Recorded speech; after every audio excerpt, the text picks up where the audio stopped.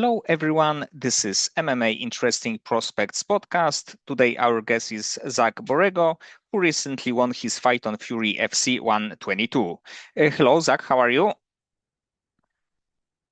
Pretty good, man. Pretty good. Feeling good. A week out. Already back to training. So, just excited for what's next. And actually, around a week ago, you won another fight in your career. It was your I believe, ninth pro win. And if you can tell me, like around a week from the fight, how would you rate this performance? Uh, I'm probably the hardest critic on myself. I've already watched the film back and talked with my coaches a little bit, and I think that I would say I would give myself like a six. I think there was a lot of opportunities in that fight for me to kind of not play his game and get back into my game. But kind of funny story. So right before we're walking out, I heard someone say that he was a better grappler than me, and I kind of took that to heart a little bit. And so I was like, what would be the kind of stamp on it is to finish the fight on the ground. And so looking back on it now, maybe I shouldn't have engaged as much, with him being a jiu-jitsu black belt, a specialist. He had 17 first round submissions, and there was a lot of opportunity for me to get up, but at the same time I wanted to show that I'm not afraid to go on the ground and do my work there. So overall I think it was a win. We're in the win column again. I want to say I dominated it. I shut down most of his attempts, and made sure that whenever I was in some deep trouble, I was making him feel damaged with punches and elbows and stuff. So overall, like I would say 6 out of 10 or something like that. But overall, he's like a really like good veteran. Of course, he's like a submission specialist, and I think that overall, because you spent some time in the fight on the ground, you showed that you are definitely Yeah. a dangerous guy, and also like you mentioned, you punished him with some brutal ground and pound, and it's obvious that at first he's like really willing to go for this kind of exchanges, but after eating some big punches, probably not so much. Yeah, yeah. I mean, I think the fight could have honestly been stopped in the first round. I felt like the ref was I could hear the ref, defend, Crosby defend, and usually those are times when the fight's about to be stopped. And so regardless, I think that even though, like I said, it wasn't maybe the the smartest thing to do, I think I showed that it's a lot different whenever the fight goes to the ground and you can tell someone doesn't want to be there and they're doing everything they can to get up. And as much as I wanted to finish the fight on the feet, I did want to show that that's something that I've been working on heavily, and I'm not afraid anymore if the fight does go to the ground. So And right now you are on the three fights winning streak, and before that you it was like a little bit probably a tougher moment of your career because you faced really good fighters and you lost a few fights.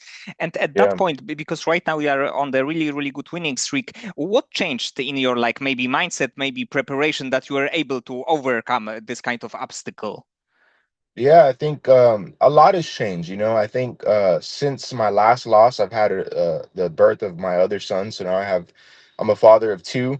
But really, I think the biggest thing is I've had to take a critical look at kind of myself, where I've been lacking, and I do have to attest, the team that I have around me, my coaches, my training partners and stuff, and just kind of really dissecting like these losses and kind of figuring out where things went wrong. And I can honestly say that every time I looked at these losses, and I don't want to sound like bitter or anything, but I truly feel that a lot of these losses were my own doing. It wasn't so much that they were the better fighter that night, but I felt like a lot of the mistakes that happened, was just kind of dumb stuff that I was doing. And whether it have been the moment getting too big for me, whether it have been me trying to chase going back to the Contender Series, or knowing that I'm in a big fight and I need a big finish, and just doing kind of a dumb mistake.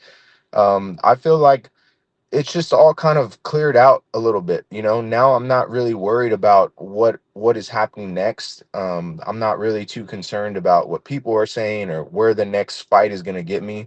I'm just kind of taking it one fight at a time and really focusing like on myself's best performance. Not really worried about the fighter and what they bring. Of course, I have a game plan and so on and so forth, but I know that if I'm clicking on all cylinders, it's really hard to beat me. And so that's kind of just where I've been mentally. And to be honest, I know this is going to sound kind of like maybe not too good, but having two beautiful little boys at home, always gives me like, right before I'm about to walk out to my fight, I'm like, no matter what happens, I'm gonna come home and I'm still dad to them, and so it kind of like calms me a little bit, and I just feel a lot better about the whole thing. But also in the end you fought against like Hmm. really good opponents, because of course it was like a UFC veteran, undefeated prospects. So in the end you always are fighting against really good competition, so it's like it's obvious that there will be some wins and there will be some losses. But for now, do you think that that current version of yourself right now is the best, that is the best you've ever been in MMA? Yeah, no, 100%. I think if we kind of dissect my career after the Bo Nickal fight, it was really hard for me to find, opponents. And the only people that were saying yes were people that were wanting to get to the UFC. And so when you look at my career, I took the Bo Nickal fight 6 months into my pro career, and then ever since then, there really hasn't been like a buildup. It was prospect after prospect, and really trying to find, the right opponents, to kind of help build my career. Like there really wasn't much of that. It was just going into big fight after big fight. And so, yeah, I think because of all the experience that I've had now, it seems like it hasn't been that long, but when I look back on it, I've been a pro for going on 5 years now. And so now I feel like I'm starting to hit my stride. I'm starting to kind of find my game. Obviously getting better at the wrestling and the ground aspect of MMA has been something that everyone knows. If you fight me, if you take me to the ground or you hold me against a cage, you'll probably win that way. And so, that's something that I've been improving on, tremendously, and just kind of trying to find, my stride in the game, and really not think too much about, my losses or how they happen, but just focus on, constantly improving, constantly getting better. And about bow fight, because you were 3-0 at that point, that point, and were you a little bit like surprised that UFC would like contract you for the Contender Series fight?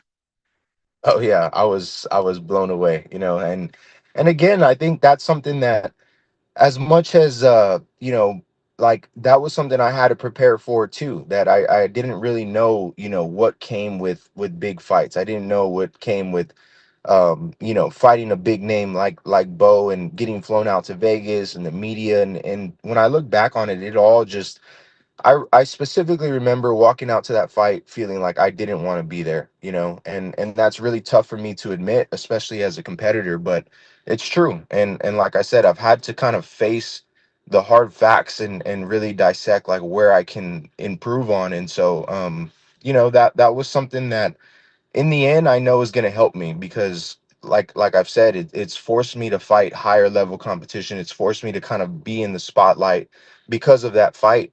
And it's something that, I've had to take my lessons with, but at the same time, I know that, everything is going to happen for the better, and that's kind of where I'm at. And in like your recent winning streak, you won your first fight by submission. Like in your fight against, I believe, Puente, you also spent some time on the ground and you looked really good. And did also anything change in your approach? Because before you were like more of the striker, and right now I think that it's like you are just more willing to go to the ground, and you are just more like versatile, let's say. Yeah, no, that 100%. I think you nailed it correctly. I think spending time, with different camps, especially, spending most of my camp out here in Houston at War Training Centers definitely helped. It's just an overall MMA gym. Of course, I have a striking background, but I think the biggest thing is being calm now. You know, if the fight before, like if I was stuck on the cage or if I was on the ground, you know, the kind of mindset was like, oh shit, I'm stuck. You know, what am I gonna do? And now I feel very comfortable where I don't have to panic. I don't have to do anything kind of dumb. And I really like as much as I have a game plan, I know that, you know, MMA is a crazy sport. And so most game plans don't happen the way that you kind of want them to happen. And so being prepared in all aspects is something that, you know, I can attribute to just my training and how I take things now, you know, in my camps and the stuff that I'm working on. So I'm glad that I've got to show it. I definitely prefer, you know, a stand-up fight, especially at 185. I know that Nick Maynard and you know the UFC guys, they don't want to see a lot of wrestling, you know, for bigger guys. But it is a part of the game, and so just having that in my arsenal now, I feel like is opening up my striking a lot more. And because of your recent results, it's like probably you should be on the like maybe like UFC radar, maybe just as the potential guy for maybe taking some short notice fight. But when you currently thinking about like UFC fighters, so for UFC middleweight fighters, do you have maybe one, maybe few names in mind that you think that your style against this fighter would be like super interesting fight to see? Yeah, I mean, I think a lot of these guys, you know, that are kind of hovering above the top 15, when I watch them fight, you know, there's so many names that, you know, when I watch them, I mean, just yesterday we were watching who was it? Gilbert Urbina. I know him because he's from kind of South Texas, and we know him. And then his opponent, like, I think those are great fights. You know, I think that as Urbina showed, you know, a stand-up fight would be super cool either against him or against his opponent. You know, I don't want to say against his opponent because he got knocked out, but um I think that my style matches up well with a lot of these guys. Of course, I feel like getting into the top 15 is when things got to be a little bit more you know, specific, a little bit more controlled, I guess you can call it. But at the end of the day, you know, I know that there's a lot of people not only that I've trained with, but that are in the UFC now that I feel like, you know, would be just great fun fights, not only for the fans, but for myself, for entertainment. Like if you look at my career, I've had a lot of fights in the Fury cage that if you put that in the UFC, that's $100,000, you know, bonus just because of how fun the fights are. And so I think that style is definitely going to be great whenever I get to the big show. And do you think that maybe there would be like some other chance, like maybe PFL, maybe some other big organization? Do you consider taking this kind of option too? You know, I do. I think I'm interested to see how the PFL and the MVP merger kind of plays out. But at the end of the day, I do, you know, want to be in the UFC. That's always been my goal since I was a kid. You know, I grew up watching Machida, Anderson Silva, of course, John Jones, and so a lot of my game has been kind of, you know, tailored to the guys that I've watched, and that's just I think anybody, you know, wants to be where they saw people growing up and so on and so forth. But I am open to it. You know, I just turned 30, and I realize now that, you know, maybe my career may kind of take me on a different path. I feel like my faith has been really strong lately, and so I'm not open, or I am open to kind of just seeing where my path leads me, you know. But if I had a say in it, it's definitely the UFC. Yes, but probably like from the like Bo Nickal fight to now, you went from like prospect to really big veteran because of course you have 15 fights, but it's like also quality of your opponents. So I think Yeah. that if whether you will be in the UFC, PFL, or like just on the regional scene, definitely this kind of experience will be the factor that probably will allow you to win some additional fights. Right. Yeah, I know, you know, like I said, I'm here with one of my teammates. He's got a an amateur fight today, and so, you know, I was talking to the promoter and kind of just eyeing what's next. And I know this next big fight is going to be a bigger fight. You know, it's going to be a quality opponent, whether it be someone from the UFC who's recently gotten cut, or whether it be someone who's a prospect, 5-0, 6-0, something like that. I know that this next fight's going to be really big, and I feel like if I have a really good showing against that level of competition, it puts me right back into the conversation to either get called up or kind of just get signed directly. So looking forward to this next fight. I think if I don't get called up, I'm definitely open for a call up now. But if I got to do one more, then I'll do one more. I think a Fury belt, two gets me in. So there's a lot of conversation going on right now. There's nothing really set in stone, but I do know that for sure this next fight is going to be a really big opportunity. And outside of the fight game, when you have a little bit more free time and you are not like cornering other Yeah, fighters, do you have any like additional hobbies or passions, but not involving combat sports? man, I'm going to seem like the most boring guy ever, but to be honest, I did about 2 years ago, I quit my full-time job, and my father has a gym, and so I started kind of doing that full time. And my dad's getting older in age, and so it's been kind of starting to get handled down to me. So everything I really do is around combat sports, the gym itself. But I think the cool thing about our gym, man, is we are a fight gym. We have fighters, but for the majority of people that are there, it's just people learning martial arts, and I've done martial arts my entire life, and so I'm very passionate about what martial arts can bring outside of the fight game. Confidence, hard work, determination, those things that not only are of course, super important for the fight game, but just life in general has been something that I feel is kind of a new way that I can be involved in the game, but not constantly be in camp or not constantly, fighting this and that, and just kind of helping the next generation with kids, and really anyone who comes in that wants to take that journey.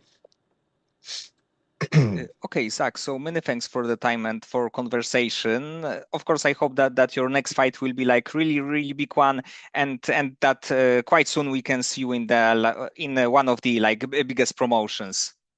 Yes, I do appreciate that, man, and that's definitely the goal. Like I said, I think that I'm right there, and because I've had these kind of ups and downs before, I've been there before, and I know sometimes that I've let the moment get a little bit bigger, and I learned from things before in the past, and so I'm just ready to take it on, with a new kind of freshness in my mind.